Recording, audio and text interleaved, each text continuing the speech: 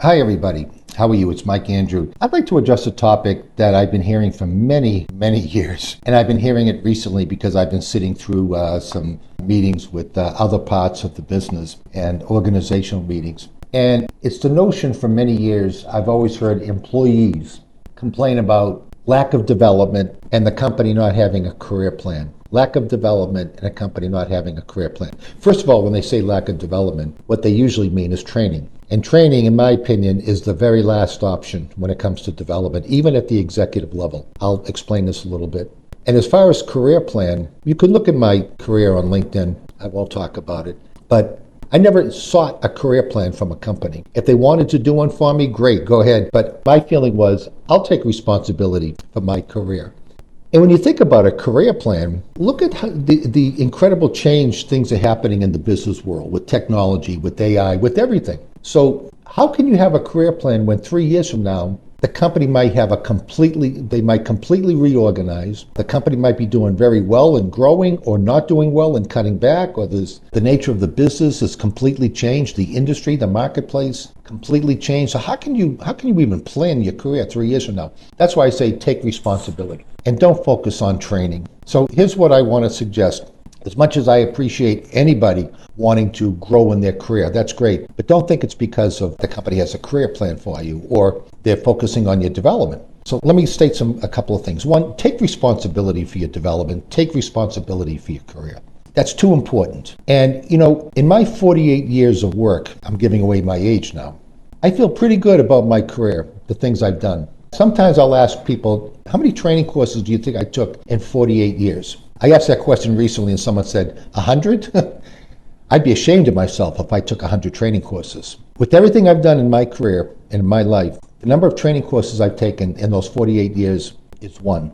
I was 29 years old. I took a 2-day project management course. Now, I'm not advocating that, by the way. I'm just saying training's not what's important. What's important is day to day, getting the job done. You're a different a worker or person or professional today than you were 3 years ago. You're more mature. Taking on different assignments, taking on different responsibilities, seeking feedback.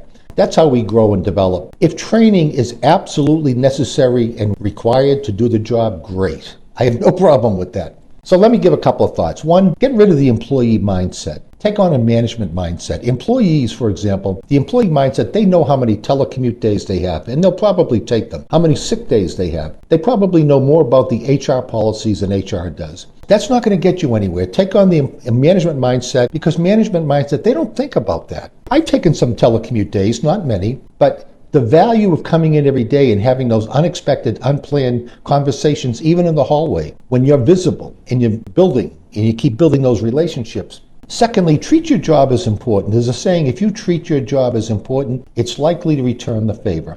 And that's treating your job as important is about hard work. And hard work will trump talent any day. It's hard work that leads to talent. It's hard work that allows children to get all A's on their report card. And I think if you look back at some of your achievements, why did that happen? Because you were focused and you worked hard and you were determined to follow that through.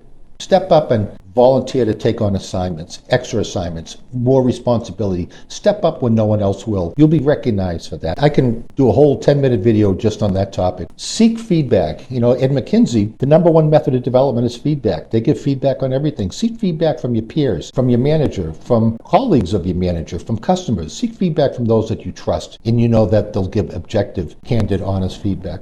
And then if you want to develop, educate yourself. I have 2 postgraduate degrees working in the evenings going to school in the evenings while working full time. And today, what's available online with YouTube and reading and everything else, it's amazing the development opportunities there. And finally, I'll say, manage the relationship with your boss. Really important. Manage the key relationships, your key stakeholders. Your boss is arguably your most important. And I've got personal stories about the advantages and the positive outcomes from managing relationships with some of my bosses in the past. So that's what I want to say to those that complaining about lack of development, lack of career plan. Stop it. Just stop it. Take on a management mindset. Take responsibility for your development, for your career. Step up. Take on added responsibility and assignments. You'll be recognized for it. Elevate your role beyond where you are, and treat your job as important because it's likely to return the favor.